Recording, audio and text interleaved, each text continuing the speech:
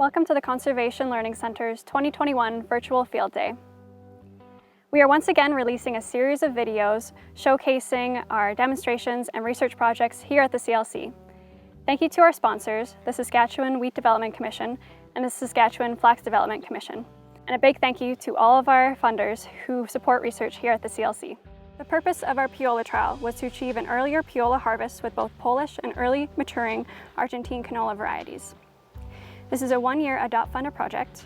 Ali Noble is here with us to speak about this trial.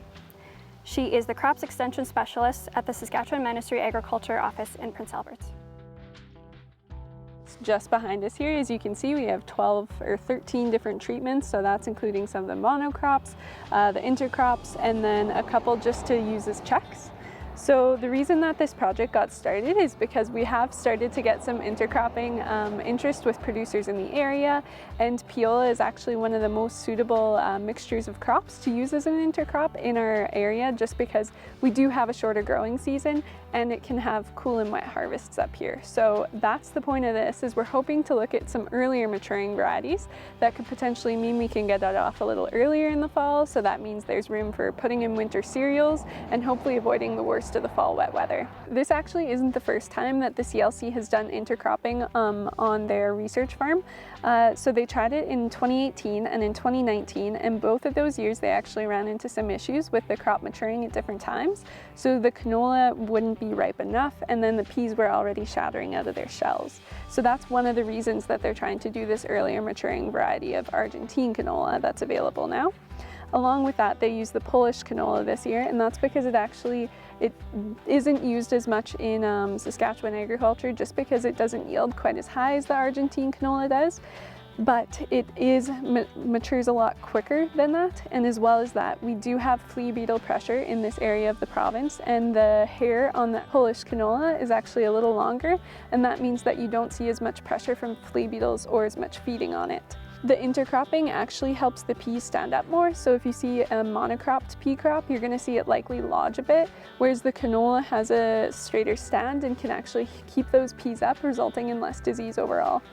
As well as that, having an intercrop versus the monocrop.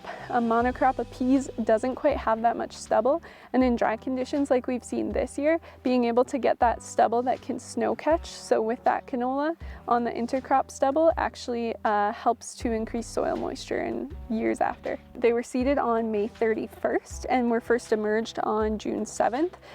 There was an application of glyphosate done pre-emergent, and then afterwards there was some post-ultra put on, and that was put on June 14th. When they were seeded with the CLC's Fabro plot seeder, and they were put an inch deep, so the canola and the peas were all put together in the same row when they were planted, and they were used on double disc openers. As well as that, some inoculant was put down with the peas. There was no actual fertilizer put down with the intercropping, just to simulate the same issues that producers run into with intercropping and the equipment you have to use. There was fertilizer put down on the monocrop plots behind us, and then in the different varieties that were actually seeded. So there was Polish canola, and Synergy was used for that. The early maturing Argentine canola was 43E03. The pea varieties were CDC Meadow and CDC Canary. And then we also had a regular Argentine canola, so PV760, and that was put in along with maple peas, just to make sure that we have an accurate representation of what guys in the area have been using for intercropping so far. We'll be able to use it as a check to see if any of the early maturing varieties are actually able to get off a few weeks earlier than those. So we'll see how that all works out this year. Once the research all comes in, they're going to be checking, so they did soil tests in the area, they did plant counts, we're also going to be checking for lodging here, the date to maturity, and using those monocrop plots, we're going to be checking the land equivalency ratio as well. So far they didn't actually have to use any fungicide or any insecticide, as the flea beetle pressure wasn't too bad this year. After looking at the canola and the pea intercropping, as with intercropping and the more interest we see with it, there's more questions that come out of it, including how it impacts disease. As we know, canola does have some major diseases it's affected by in Saskatchewan, and two of those are blackleg and clubroot.